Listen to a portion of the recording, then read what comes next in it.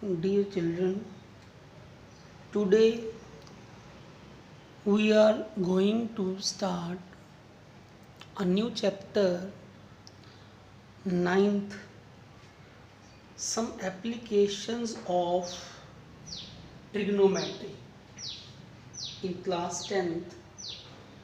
Now, chapter 8 we have already done, that was introduction to trigonometry.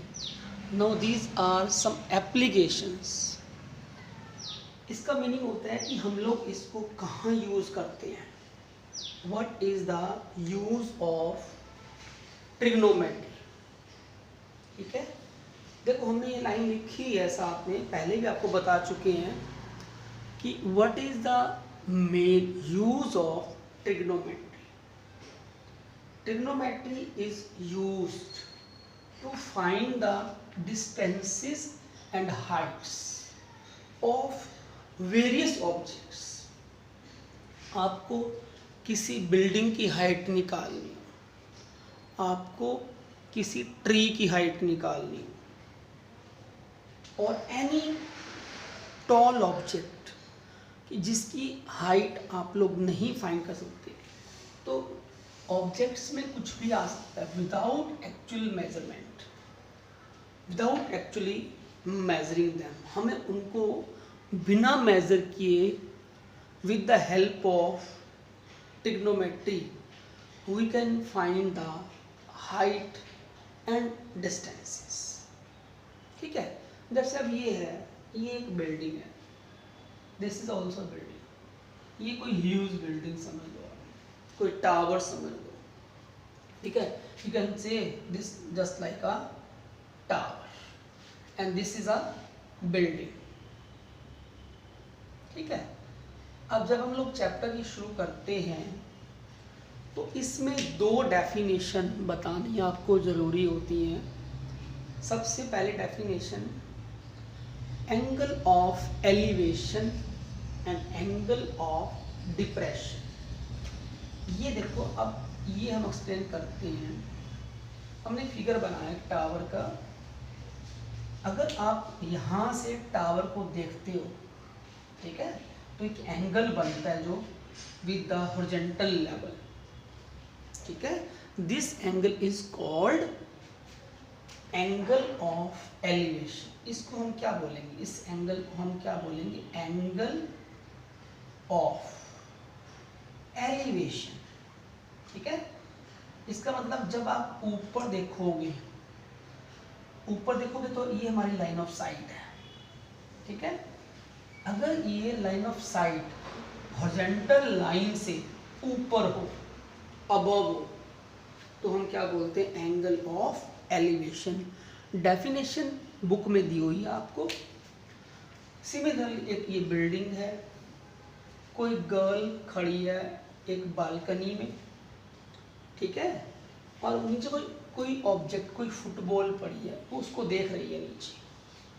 तो अब आप ये देखो, ये हमारा लाइन ऑफ साइट है. अगर line of site horizontal level से नीचे हो तो वो बन जाता है angle of depression. This theta angle of depression. ठीक है, इन दोनों एंगल्स का आपको यूज करना है इन एक्सरसाइज. ठीक है, तो there are mainly two definition, angle of elevation and angle of depression. ठीक है, और जब हम लोग ये सम करते हैं इसके, तो हमें एक टेबल जो आप पहले बना चुके हैं, तो हम इसको दोबारा बनाना पड़ेगा. ठीक है, क्योंकि उसका हमें इसमें यूज करना है साइन, कॉस और टेन. ठीक है, हम सिर्फ एक यही टेबल बनाएंगे, नॉट, सीकेंट, कोसीकेंट और कोट. ठीक है, इस हम लोग यही कोशिश करें कि हम लोग साइन, कॉस, टेन ही यूज करें.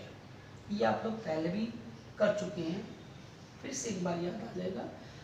तो एंगल्स थे हमारे 0, 30 45, 60 और 90। ये हम लोग को पहले बता चुके हैं।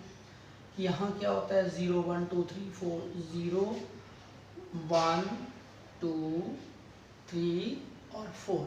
फिर हम लोग क्या करते हैं 4 से डिवाइड करते हैं, ठीक है। और यही इनका सबका रूट हम लोग नीचे लगा sin 0 0, ये 1/2, ये 1/√2। अगर आप इसको कैंसिल करते हो तो 1/√2 आता है, √3/2 एंड दिस इज 1। फिर हम उसको उल्टा कॉपी करते हैं 1√3/2, 1/√2, 1/2 और 0। tan होता है sin अपॉन cos, 0.1 0, ठीक है। डिवाइड करोगे ये 1/√3 आ जाएगा, ये 1 आ जाएगा, ये हमारा हो जाएगा √3। और 1/0 क्या होता है नॉट डिफाइंड। कोई चौथी वैल्यू यूज नहीं कराएंगे हम आपको। हम 100% हर क्वेश्चन के अंदर साइन, कॉस और tan को यूज करेंगे, ठीक है। ये छोटा सा जो टेबल हमने बनाया इसको हमने एक्सरसाइज में यूज करना है, ठीक है। Now start exercise 9.1। We have only single exercise जो आपको करनी होगी। एक्सरसाइज 9.1। सबसे पहला क्वेश्चन देखो, स्टेटमेंट आप पढ़ोगे इसकी, हम लोग फिगर बताएंगे आपको इसका। एक circus artist climbing 20 metre long rope, इसका फिगर बना हुआ है उसमें। देखो ये रोप है, इसके ऊपर चढ़ता है वो 20 मीटर लॉन्ग रोप, ठीक है। स्ट्रेच किया हुआ है इसको एक वर्टिकल पोल के साथ, ठीक है।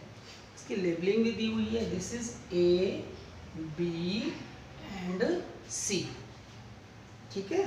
अब हमें क्या करना होगा, हाइट निकालनी है। हाइट ये वाली हाइट, किसकी हाइट है ये पोल की हाइट, ठीक है। और हमें एंगल भी दिया हुआ है। अब देखो आपको याद होगा हम लोग ये करते थे, पंडित बद्री प्रसाद हर हर बोले, और सोना चांदी इसका फिर से यूज करते हैं। अब आप ये देखो कि हमें क्या चीज़ फाइंड करनी है, हाइट, ये हाइट फाइंड करनी है और हाइपोटेन्यूज गिवन है। सीधा आप सीधा ट्रायंगल का फॉर्मूला लगाएंगे, इन ट्रायंगल ABC H/20। तो P/H क्या होता है हमारा साइन, एंगल इज गिवन, ठीक है। अब बेस का कोई यूज नहीं है, सिर्फ परपेंडिकुलर और हाइपोटेन्यूज। हर सम में ऐसा होगा, हमें दो चीज़ों से ही आंसर निकालना हो। sin 30 कितना होता है हमारा 1/2, तो h हमारा हो गया 20/2, 10 metre. Clear. Now question number 2। Question number 2 statement आप खुद पढ़ेंगे, हम इसका फिगर बताएंगे बस आपको। एक ट्री ब्रेक हो गया ड्यू टू स्टॉर्म। यहाँ एक मान लो हमने कोई ट्री बनाया, वो ट्री ब्रेक होके नीचे आ गया, टूटा।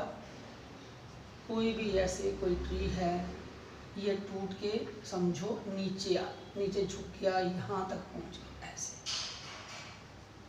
यही वाला ट्री नीचे आ गया, ठीक हो गया। ये पूरा हमें ट्री बना दिया हमने, ठीक है। इस ट्री की आपको क्या फाइंड करनी है, हाइट, ठीक है। और ये ट्री कहाँ से बेंड हुआ, हमें ये गिवन है कि जब ये नीचे गिरा तो इसने एक एंगल बनाया इसमें, this angle is 30 degree with the ground, the point on the ground. और distance between foot of the tree to the point where it top touches the ground is 8। कितना दूर तक गिरा वो 8 मीटर। तो आपको क्या चीज फाइंड करनी है, हाइट ऑफ द ट्री। अब आप देखो हाइट के तो दो पार्ट हो गए, एक ये पार्ट, ये पार्ट, क्यों ना इसको हम x फिर इसको y मान ले। यही y हमारा नीचे आ गया, ठीक है। So this is the total height of the tree. आपको दो चीजें निकालनी है, एक x और एक y।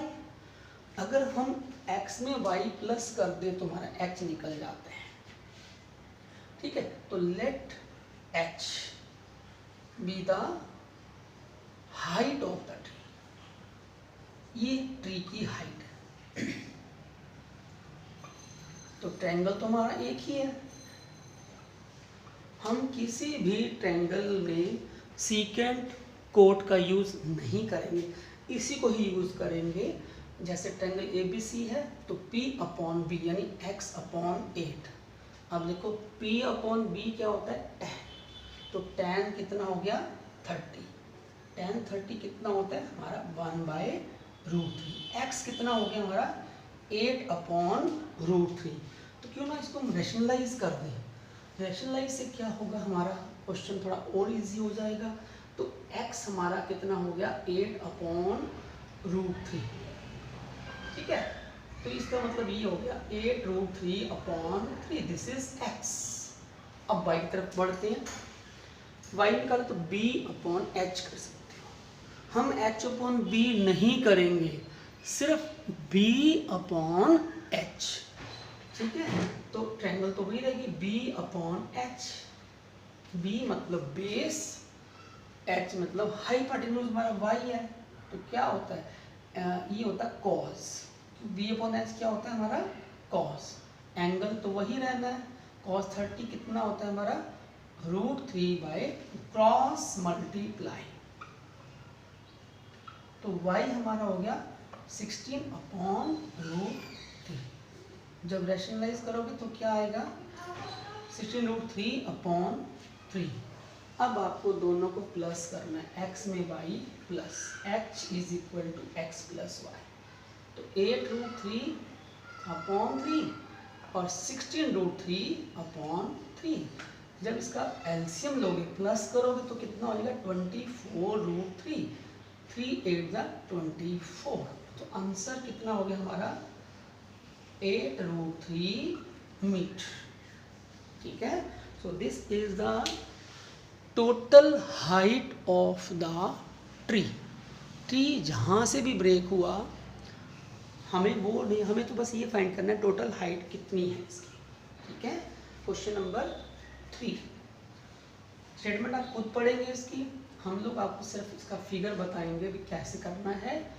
थर्ड क्वेश्चन में आई थिंक 2 राइड्स हैं, स्लाइड्स होते हैं ना छोटे बच्चों के लिए और बड़े बच्चों के लिए। तो स्लाइड्स आप लोग देखते भी हो, स्लाइड्स किस तरह से होते हैं।